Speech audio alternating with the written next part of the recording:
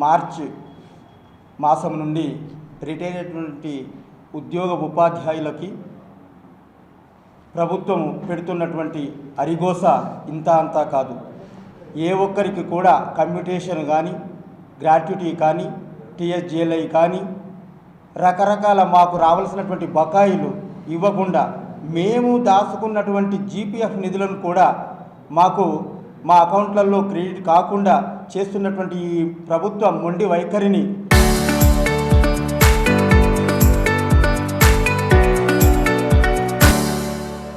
తీవ్రంగా నిరసిస్తూ ప్రభుత్వం అవలంబిస్తున్నటువంటి తీరుతెన్నుల్ని ఈ సిద్దిపేట జిల్లా పక్షాన ఖండిస్తున్నాం.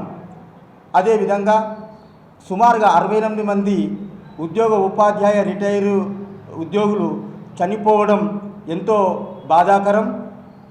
తర్వాత ఈ ప్రభుత్వముకు మేము ఎన్ని రకాలుగా నివేదనలు చేసినప్పటికీ తర్వాత కామారెడ్డి ఎమ్మెల్యే గారు కాటిపల్లి వెంకటరమణారెడ్డి గారు ఆమరణ నిరాహార దీక్షకు దిగుతున్నటువంటి తరుణంలో మేమందరం కూడా వారికి మద్దతుగా వెళ్ళి ఇందిరా పార్కులో కూర్చునే సమాయత్తం చేసుకుంటున్నాం.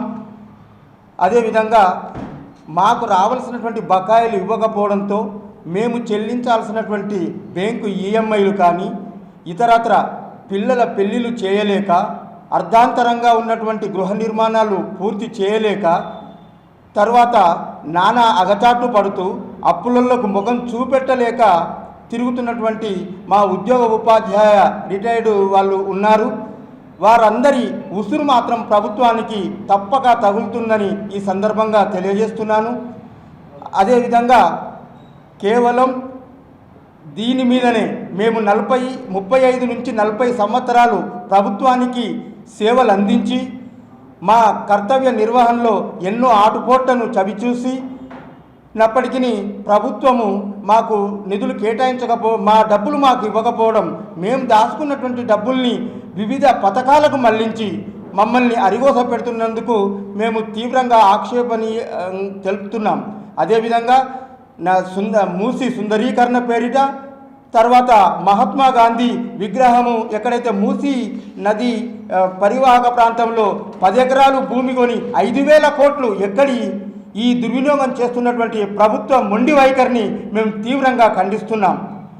అదేవిధంగా రకరకాల అందాల పోటీల పేరిట, ఫుట్బాల్ పోటీల పేరిట ఏదైతే ప్రభుత్వం మాకు రావాల్సినటువంటి నిధులని ఇవ్వకుండా బకాయిలను చెల్లించకుండా వివిధ పథకాలకు మళ్లిస్తూ ప్రజల్లో మమ్మల్ని చులకన చేస్తున్నటువంటి ఈ మొండి ప్రభుత్వాన్ని సమాజంలోకి తీసుకెళ్ళి మేము సమాజంతో పాటు నడుస్తూ ఆమరణ నిరాహార దీక్ష కూడా వెనుకంజ వేయమని తెలియజేస్తూ సెలవు తీసుకుంటున్నాం. మార్చ్ 2024 నుండి నేటి వరకు రిటైర్డ్ ఎంప్లాయీలు, ఉద్యోగ ఉపాధ్యాయులు చాలా ఆర్థిక ఇబ్బందుల్లో ఉన్నారు.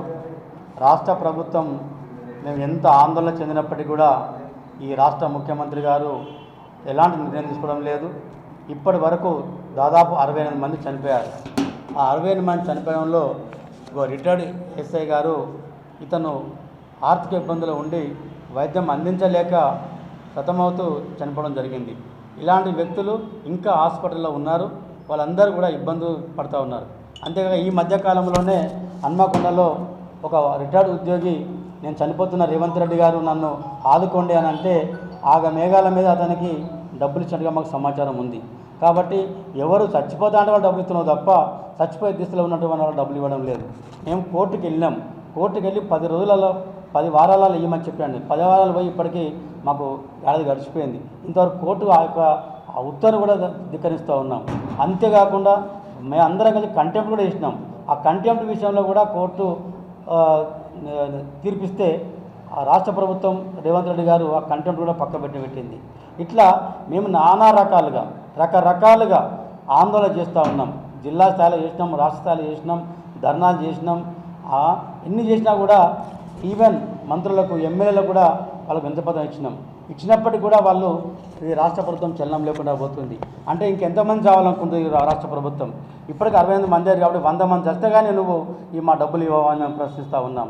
ఇప్పుడు రేపు జరగబోయేటువంటి యొక్క బడ్జెట్ లోపల రేపు జరగబోయే బడ్జెట్ లోపల మొత్తంగా ఉన్న వాళ్ళందరికీ డబ్బులు ఇవ్వాలని చెప్పి మా రిటైర్డ్ ఎంప్లాయీస్ వెల్ఫేర్ అసోసియేషన్ తరఫున మేము డిమాండ్ చేస్తూ ఉన్నాం.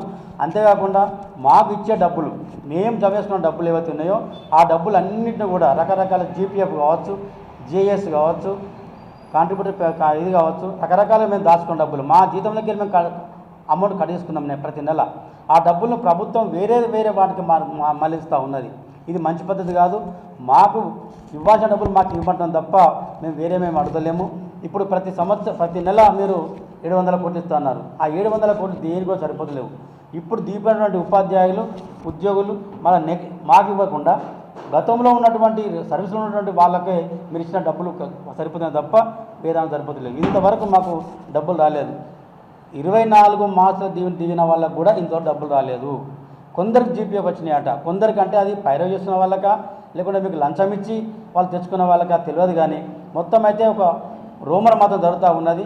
ప్రభుత్వంలో కొందరు మేము ఇమీడియట్గా ఇది చేసుకొని 10%, 15% తీసుకొని కమిషన్ తీసుకొని డబ్బులు ఇస్తూ ఉన్నది తెలుస్తూ ఉన్నది. ఇది మంచి పద్ధతి కాదు. అంటే 50 లక్షలకు దాదాపు ఒక 5 లక్షలు 6 లక్షల రూపాయలు వాళ్ళకి ఇస్తే కానీ మా డబ్బులు వస్తలేవు. ఇది మేము వ్యతిరేకిస్తూ ఉన్నాం. కాబట్టి ఈ బడ్జెట్ సెషన్లో మాకు ఎంతమందికి అయితే ఉన్నాయో అంతమందికి ఒకే దఫా డబ్బులు చెల్లించాలని మేము డిమాండ్ చేస్తూ ఉన్నాం. 2024 మార్చి నుండి పదవీ విరమణ పొందినటువంటి ఉద్యోగ ఉపాధ్యాయులమైన మేము ప్రభుత్వానికి, ప్రజలకు సుమారు 40 సంవత్సరాలు సేవ చేసి మా యొక్క అమూల్యమైనటువంటి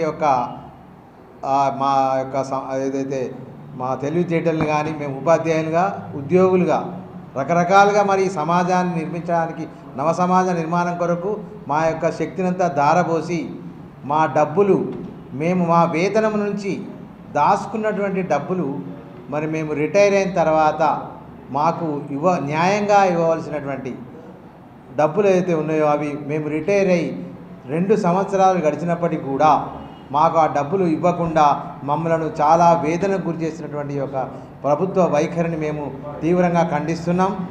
అయ్యా ముఖ్యమంత్రి, మేము డబ్బులు అడిగితే నేను ఎక్కడి నుంచి తేవాలి, నేను నా శరీరాన్ని కోసి ఇవ్వాలనా అంటున్నాడు. అవసరం లేదు. మీ శరీరం మాకొద్దు ముఖ్యమంత్రి. మీ ఉచిత పథకాలు మేము వద్దనట్లేం. మీ అన్ని పథకాలు కొనసాగించండి. మేము కూడా ప్రజల్లో భాగమే. మేము ఎక్కడి నుంచి వచ్చాం? మా యొక్క పిల్లలు, మా యొక్క తల్లిదండ్రులు వాళ్ళంతా మేము మీకు ఓటు వేయలేదా? మీ ప్రభుత్వాన్ని మేము గెలిపియలేదా? మరి మమ్మల్ని ఎందుకు ఈ విధంగా సతాయిస్తారు? మేము కూడా ప్రజలలో భాగమే. కాబట్టి మాకు కూడా ఏ రకంగానైతే మీరు పథకాలను ఏ విధంగా అమలు చేస్తున్నారో మేము వాటికి వ్యతిరేకం కాదండి. ఎందుకంటే ప్రజలకు మీరు సేవ చేయడానికి మీ ప్రభుత్వాన్ని ఎన్నుకున్నారు, చేయండి, మీ పథకాలు కొనసాగించండి. కానీ మాకు న్యాయంగా రావాల్సిన డబ్బులు మాకు ఇవ్వాలని చెప్పి తర్వాత మేము లోన్ తీసుకున్నాం. రకరకాలుగా మాకు పదవి విరమణ బకాయిలు వస్తాయని మేము అప్పులు తీసుకొని ఇండ్లు కట్టుకోవడము, తర్వాత వాటికి సంబంధించిన ఈఎంఐలు కట్టలేక, పిల్లల పెళ్ళిళ్ళు ఎదిగినటువంటి పిల్లల పెళ్ళి చేయలేక, తర్వాత మేము మా యొక్క రకరకాలుగా తల్లిదండ్రులు మేము 60 సంవత్సరాలు దాటినాం. మేము రకరకాల జబ్బులకు గురవుతున్నాం.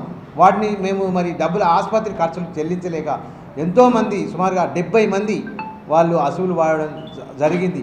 కాబట్టి ఇప్పటికైనా ప్రభుత్వం మరి మేము హెచ్చరిస్తున్నాం, మార్చి 1వ తేదీ వరకు ప్రభుత్వానికి డెడ్లైన్. ఆ తర్వాత 2వ తేదీ నుంచి మేము మరి నిరాహార దీక్షకు దిగుతామని చెప్పి హెచ్చరిస్తూ మరి మా అటువంటి పరిస్థితి రాకుండా మా డబ్బులు మాకు ఇవ్వాలని చెప్పి న్యాయమైనటువంటి మా డిమాండ్ను పరిష్కరిస్తారనే ఆశతోని మేము మరి మీకు విన్నవించుకుంటున్నాం. నమస్కారం. చరిత్ర సృష్టించినోడు ఇప్పుడు ఆ చరిత్రని తిరగరాయబోతున్నాడు. అబద్ధాల గోడల్ని బద్దలు కొట్టి నిజాలను రాగా మీ ముందుంచబోతున్నాడు. నిజమైన వార్తల కోసం వెంటనే డౌన్లోడ్ చేసుకోండి రా యాప్ని.